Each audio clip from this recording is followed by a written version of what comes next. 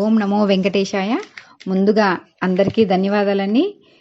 తిరుమల తిరుపతి గురించి ఈ వీడియోతో మీ ముందుకు వస్తున్నాను. రానున్నవన్నీ సెలవు రోజులే కాబట్టి తిరుమల వెళ్దాము. మెయిన్ 10th క్లాస్ ఎగ్జామ్స్ అయిపోయిన వెంటనే వెళ్దాం, లేదంటే రిజల్ట్ వచ్చిన వెళ్దామని చాలా మంది వెయిట్ చేస్తుంటారు. కానీ మార్చి, ఏప్రిల్, మేకి ఎటువంటి దర్శనాలు మీకు ఆన్లైన్లో బుక్ చేసుకోవడానికి అవకాశం లేదండి. కోటా మొత్తం ఫుల్ అయిపోయింది. అంటే 300 రూపాయల టికెట్లు, అంగ ప్రదక్షిణ, కళ్యాణోత్సవం, వసంతోత్సవం, ఆర్జిత బ్రహ్మోత్సవం ఇలాంటి ఎటువంటి టికెట్లు మన ఆన్లైన్ ద్వారా పొందడానికి లేదు. అలాగని అక్కడ డైరెక్ట్గా వెళ్ళి మనకి 300 రూపీస్ టికెట్స్ టోకెన్స్ వేయించుకోవడానికి కూడా అవకాశం లేదు. అది అందరికీ తెలిసిన విషయమే. ఇలా కాకుండా ఇంకా ఏ విధంగా వెళ్తే మనం తిరుమల ప్రశాంతంగా దర్శనం చేసుకొని రాగలుగుతాము అనేది మీకు ఈ వీడియోలో నేను ఎక్స్ప్లెయిన్ చేస్తున్నాను.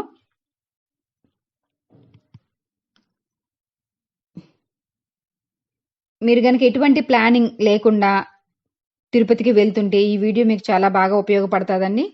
దివ్య దర్శనం టోకెన్స్ అని వేస్తారండి. కింద తిరుపతిలో బస్టాండ్ దగ్గర ఉన్న శ్రీనివాసంలో, రైల్వే స్టేషన్ దగ్గర ఉన్న విష్ణు నివాసంలో, ప్లస్ గోవిందరాజ స్వామి టెంపుల్ దగ్గర ఇలాగా 3-4 కౌంటర్స్ ఉంటాయి. అక్కడ ప్రతి కౌంటర్ దగ్గరను దివ్య దర్శనం టోకెన్స్ అని ఉంటాయి.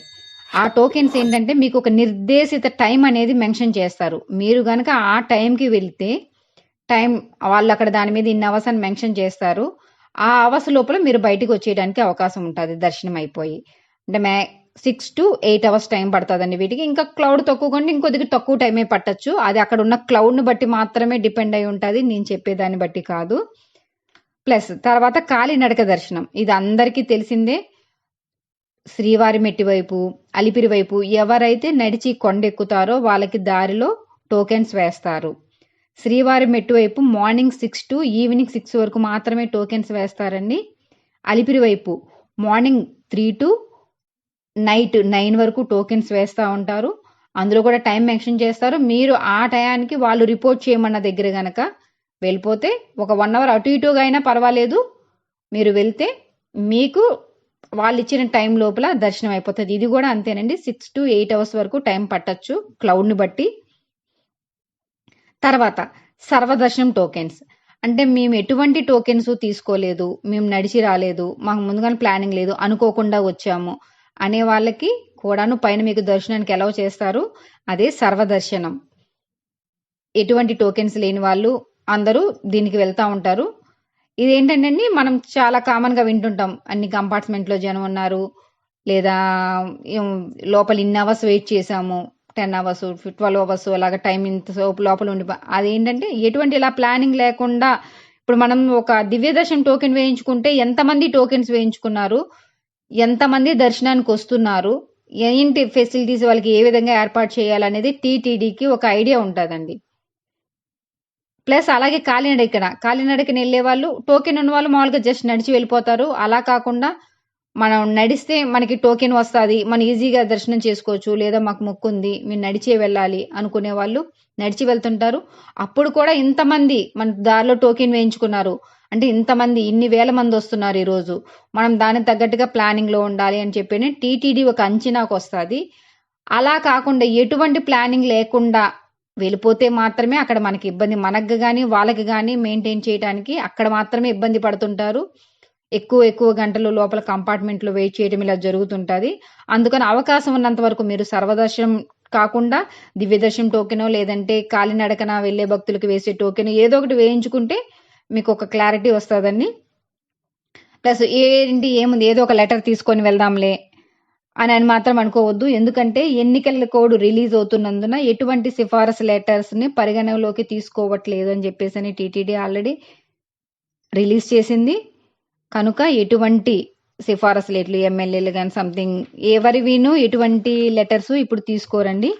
అదొక విషయం మీరు గుర్తుపెట్టుకోండి. తర్వాత ఈ నెల విశేషాల్లో మార్చి 25న తుంబుర తీర్థం ముక్కోటి. పైన తిరుమలలో ఒక్కొక్క నెలలో ఒక్కొక్క తీర్థానికి ముక్కోటి జరుగుతుంటుంది. అంటే చాలా ఫేమస్గా జరుగుతుంటుంది. ఆ రోజుల్లో మాత్రమే అక్కడ జనాలను ఎలవ్ చేస్తుంటారు.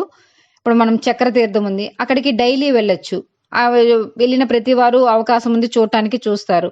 కానీ కొన్ని స్పెషల్గా ఉన్నాయి, రామతీర్థం రామకృష్ణ తీర్థం, కుమారధార తీర్థం, ఇలా తుమ్మూరు తీర్థం, గరుడ తీర్థం, అలా కొన్ని ఫేమస్ ఉన్నాయి. వాటికి అన్ని రోజుల్ని భక్తుల్ని అలౌ చేయరండి. ఏ రోజైతే ఆ గడియలు ఆ రోజు ఉంటుందో ఆ రోజు మాత్రమే అక్కడికి మనల్ని అలౌ చేస్తారు. ఆ విధంగానే ఈ నెల మార్చి 25 తుమ్మూరు తీర్థం ముక్కోటి. ఇది సంవత్సరానికి ఒక్కరోజు మాత్రమేనండి. అందుకని జనం కూడా చాలా మంది రావడానికి అవకాశం ఉంటుంది. కానీ మీరు కనుక ఆ టైంలో వెళ్తుంటే ఒకసారి అది కూడా చూడటానికి ప్లాన్ చేసుకోండి. దానికల్లా కావాల్సిందల్లా మీకు నడవగలిగే శక్తి, ఓపిక ఉంటే చాలండి. మీకు ఎటువంటి కాంప్లికేషన్స్ ఉన్నా వాళ్ళు వెళ్ళకపోవడం మంచిది. ప్లస్ అలాగే ఏజ్డ్ పర్సన్స్ వెళ్ళకపోవడం మంచిది. మిగతా వాళ్ళందరూ వెళ్ళొచ్చండి. కొద్దిగా నడకతో కూడుకున్నది కాబట్టి మీరు ప్లానింగ్ చేసుకొని వస్తే బాగుంటుంది. అలాగే ఆ రోజు రాత్రి 25వ తేదీ పౌర్ణమి రోజున స్వామివారికి గరుడ సేవ కూడా జరుగుతుందండి. ప్రతి పౌర్ణమికి గరుడ సేవ జరుగుతుంది కదా, అదేవిధంగా ఆ రోజు కూడా గరుడ సేవ ఉన్నది. అది కూడా చూడొచ్చు. మనము మామూలుగా జరిగే బ్రహ్మోత్సవాల్లో చూసే గరుడ సేవకి చాలా లక్షల్లో మంది వెళ్తుంటారు. మనకు అలాంటప్పుడు మనము కూడాను కొంత భయపడు, లేకపోతే అవకాశం దొరక వెళ్లకుండా ఉంటాము. ఈ విధంగా ఎవ్రీ మంత్ జరిగే గరుడ సేవకి అంత జనం రారు కాబట్టి మనం ఈజీగానే ప్రశాంతంగానే స్వామివారిని దర్శనం చేసుకోవచ్చు మాడ వీధుల్లో. కనుక ఆ విధంగా ఏదైనా ఉంటే ఆ విధంగా కూడా ప్లాన్ చేసుకోండి. నాకు తెలిసిన విషయాలన్నీ మీకు తెలియపరుస్తున్నానండి. ఇంకేదన్నా మీకు టీటీడీ కోసం ఏవైనా సరే డౌట్స్ ఏమన్నా ఉంటే కనుక కామెంట్ రూపంలో చెప్పండి, నేను మీకు సమాధానం ఇస్తాను. ప్లస్ నెక్స్ట్ వచ్చే వీడియోలు ఈ మంత్ జూన్కి సంబంధించి ఎప్పుడు టికెట్లు రిలీజ్ చేస్తారు ఏంటనేది త్వరలో అప్డేట్ ఇస్తాను. ఇంతవరకు కనుక మన ఛానల్ని సబ్స్క్రైబ్ చేసుకోకపోతే సబ్స్క్రైబ్ చేసుకోండి. ఈ వీడియోను లైక్ చేయండి, షేర్ చేయండి. మీరు లైక్ చేస్తేనే వీలైనంత ఎక్కువ మందికి వీడియో వెళ్ళటానికి, రీచ్ అవ్వడానికి అవకాశం ఉంటుందండి. అందుకని ఫ్రెండ్స్ తప్పకుండా లైక్ చేయండి, కామెంట్ చేయండి. ఓం నమో వెంకటేశాయ.